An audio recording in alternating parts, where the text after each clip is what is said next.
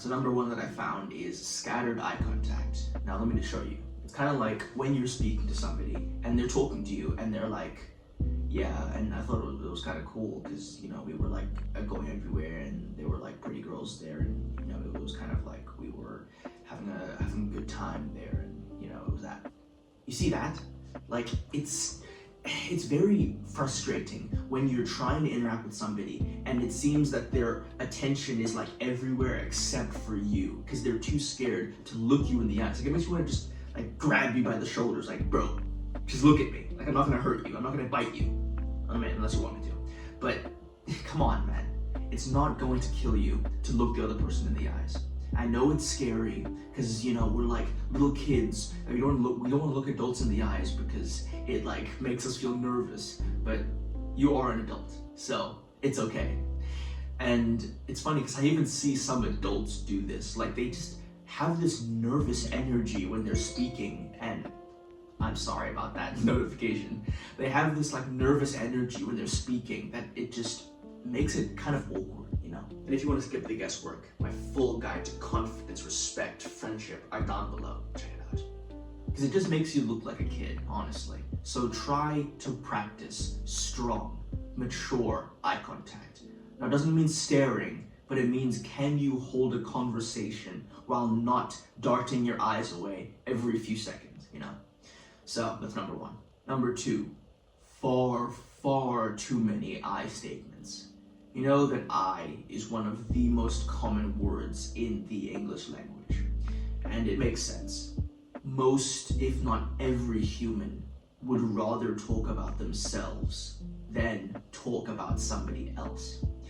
And we can use this to our advantage, because the truth is, the cold hard truth is that, like, most people would rather have a captive audience than an equal intellectual partner they can bounce ideas off of. So instead of trying to make yourself the center of attention, make you statements.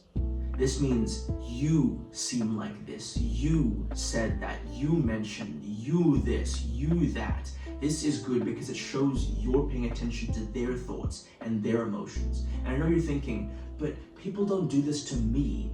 Yes, that is true. Sadly, most people are not good at conversations. But that doesn't mean that they hate you. It doesn't mean they want you dead. It doesn't mean any of this. And in fact, if you do it more, it's more likely they'll do it to you as well. So there's no downside to this. Okay, now number three. I really should not have to say this in the year 2025 AD.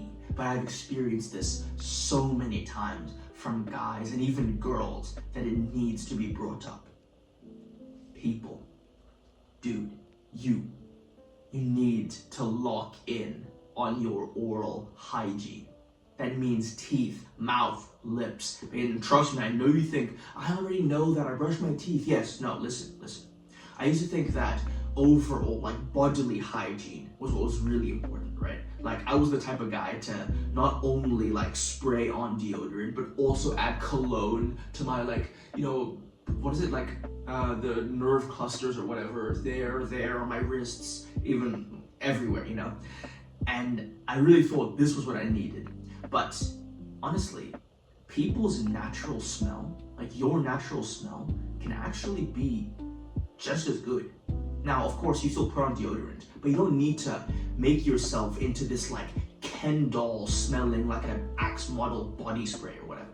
But what will absolutely repulse people is having 1, crusty lips, 2, yellow teeth, and 3, bad breath. And I have seen people, so many people, with the 3 combo knockout. It is, it's repulsive, bro. From guys and girls, it's just like, ugh. Just makes you want to go like, ugh. Oh my god, it's... Guys, and the most frustrating part is that nobody will tell you this. Most of us, I didn't even know I had this problem until somebody was gracious enough to blatantly tell me, Tando, your breath smells.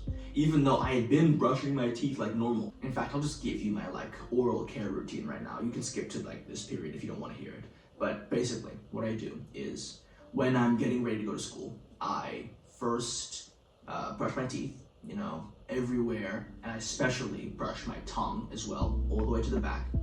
Then I don't spit out the toothpaste, I leave it in there. I put the toothbrush back, and I do some other stuff with my hair and skin, all that stuff.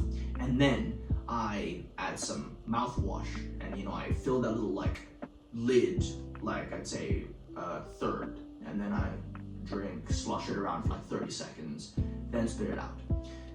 Then what do? I have this then I have this cream, I'll put it on screen now, that I just use on my lips. It works fine. And then throughout the day, if my lips are feeling dry, I reapply it. If I have a spare moment, I also have this little can of Listerine that I can just spray in my mouth if I'm feeling extra sexy. I don't know. No, I use this at school. There's nothing sexy about it. But yeah, no, and I just do that throughout the day. Then at the end of the day, before I go to sleep, I brush my teeth again, like normal, tongue, the drill.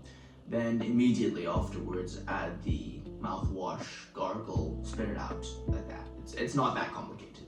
And yet, it seems that I need to say this in the year 2025 ID because so many people don't do this. Guys, come on.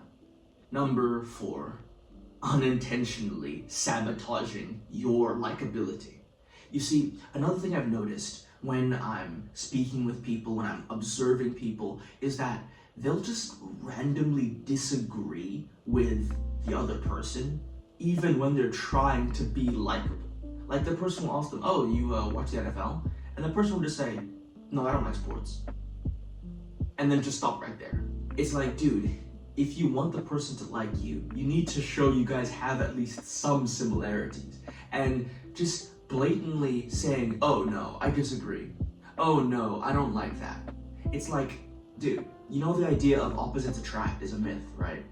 It's always birds of a feather flock together. People like what's similar to them. I think it's called propinquity or something. No, that's not it. It's something else. I'll put it up screen now. But yeah, no, dude, don't stop disagreeing so much with the other person. Now, this doesn't mean you need to blindly just say yes to everything. That you don't want to be a yes man. But try to find the commonality between them, like a thread. Follow it. If maybe you're not into sports, but you do like martial arts, there are martial arts sports. Maybe there's the UFC. Talk about that. It doesn't need to be one-to-one, but you need to find some sort of basis of friendship. Yeah, we like this. We both enjoy this. Instead of randomly just disagreeing with the person. And number 5. Now, honestly, if you had all of the previous ones, but you don't have this one, you're gonna fail. So you need to listen to number 5. Number 5 is that, sorry. In fact, let me just do quickly.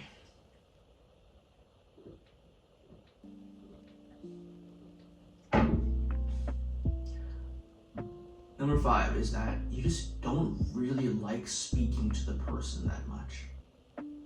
You see, if you don't really like speaking to who you're talking to, it's gonna feel like a chore no matter what social skills tactics you use. And sooner or later, the other person is going to find out. So why don't you save yourselves the hassle, both of you? If the conversation, after a few back and forth interactions, isn't going well, there's no spark, there's no nothing, it's just dry, then don't be afraid to just end it. You don't need to have this desperateness of, I need this person to like me, no matter who they are. No. Do you even like them? That's the real question. Because if the answer is no, hey, maybe I'm crazy for this, but I'd say your time is better spent doing something else. Anyway, I hope you found this helpful. Remember, take action and learn from failure. See ya.